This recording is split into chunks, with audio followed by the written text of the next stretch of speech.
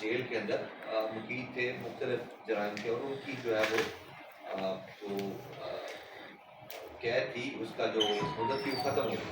تو اس کے بعد حکومت کی پالیسی کے تحت ہم لوگوں نے پورا اس کو قافلے کی صورت میں، جس میں ایف آئی اے بھی تھی، اسپیشل برانچ بھی تھی، نادرا والے بھی تھے، ان کو ہم لے کے گئے. اور جو ان کا ہولڈنگ پوائنٹ ہے چیک آباد کا، یہ 7 لوگ تھے جو پرسوں لے کے گئے. اس کے علاوہ کچھ ہمیں لسٹیں دی گئی ہیں بیورو آف اسٹیٹسٹکس کی طرف سے اور نادرا کی طرف سے.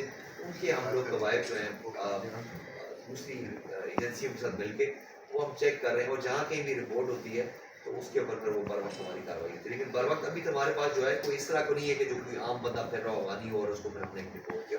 وہ وہی لوگ تھے جو آلریڈی پہلے ان کے اوپر کاروائی ہو چکی تھی. اور وہ واقعہ ہوا تو یہ ہوگا جس میں جلنے والا واقعہ ہوا، پولیس پر الزام اٹھاتے انہوں نے تو اس حوالے سے انکوائری بھی ہوئی شاید پولیس کی جانب سے، کیا آپ دیکھیں؟ اچھا، اس میں نوید بھائی اس میں یہ ہے کہ یہ جو لڑکا تھا عبد المجید، یہ اس نے اپنے آپ کو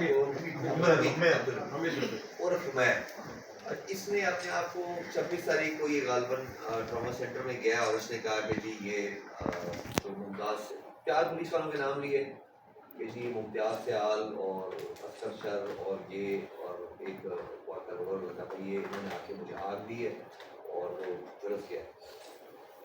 تو فی الفور اس کے اوپر ڈی اے صاحب نے بھی نوٹس لیا. میں گیا بھی وہاں پر trauma center, A S P صاحب بھی آئے اور وہاں پر جا کے ہم نے ڈاکٹر سے بات چیت کی. لیکن اس ٹائم تک وہ ان کو میں تقریباً 9:15 بجے وہاں پہنچا ہوں، تو اس ٹائم تک وہ ان کو شاید سول ہاسپٹل اس کے بعد وہ کراچی ریفر کر چکے ہوئے.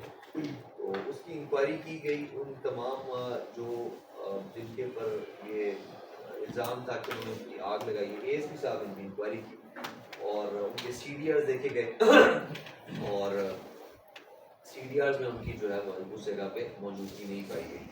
اور جب ہم نے چیک کیا تو وہاں پر آپ کو پتا ہے کہ وہ جو علی آباد میں ڈی سی اسکول کے پاس جو علاقہ ہے وہ وہاں پر کافی شکایات تھیں منشیات فروشی کی.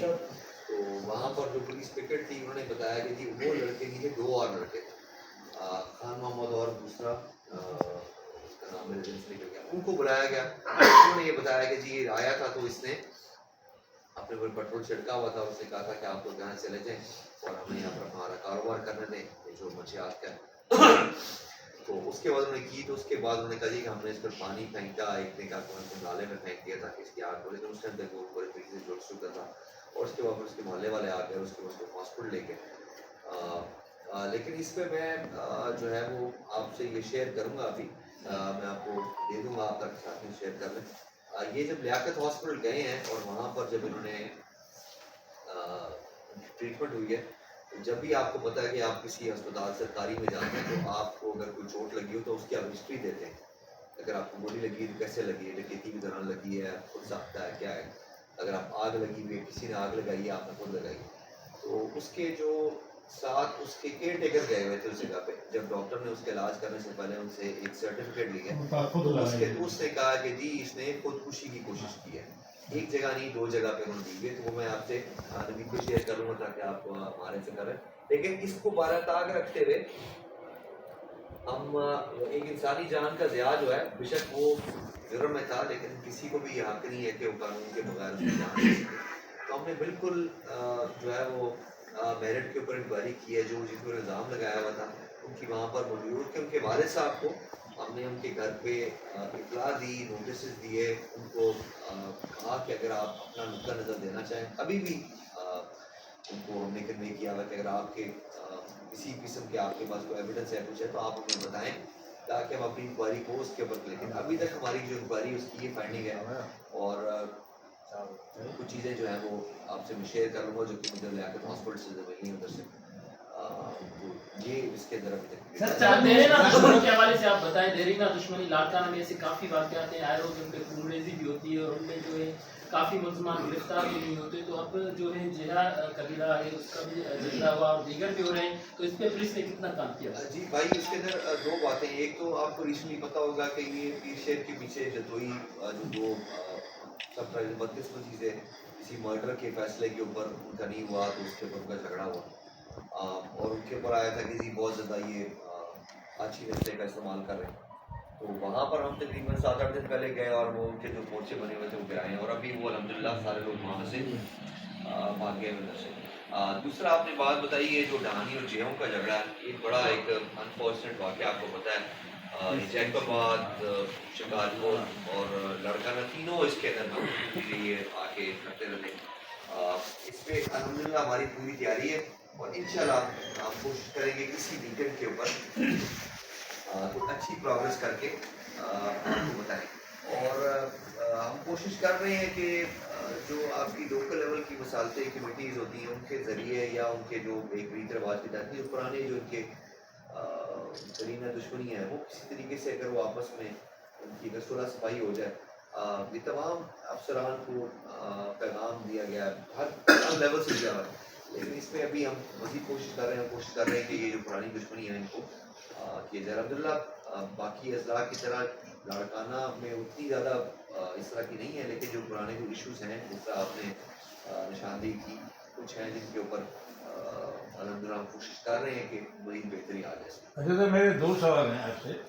ایک سوال تو یہ ہے کہ جب آپ آئے تھے اور یہاں پریس کلب میں بھی آپ نے مہربانی کی زیارت کی، تو اس وقت آپ نے یہ بتایا تھا کہ لوگوں میں یہاں پر FIR درج کرانے کا رجحان نہیں ہے، اور اس حوالے سے آپ نے لوگوں کو یہ مشورہ بھی دیا، ساتھ ہی ساتھ یہ سلسلہ بھی چلا کہ وہ اپنے اپنے FIR داخل کریں جو بھی کرائم ہوتا ہے. ایک تو پوچھنا آپ سے یہ چاہتا ہوں کہ اللہ کرم یہ بتائیں کہ کیا اس رجحان میں اضافہ ہوا ہے. دوسرا میرا کوشچن یہ ہے کہ کل آپ کا ایک لیٹر سرکولیٹ ہوا ہے آل SHOs آف لاڑکانہ کہ وہ اپنے اپنے تھانوں میں CCTV کیمراز لگائیں ڈیو ٹو تھریٹ مطلب جو ہے وہ.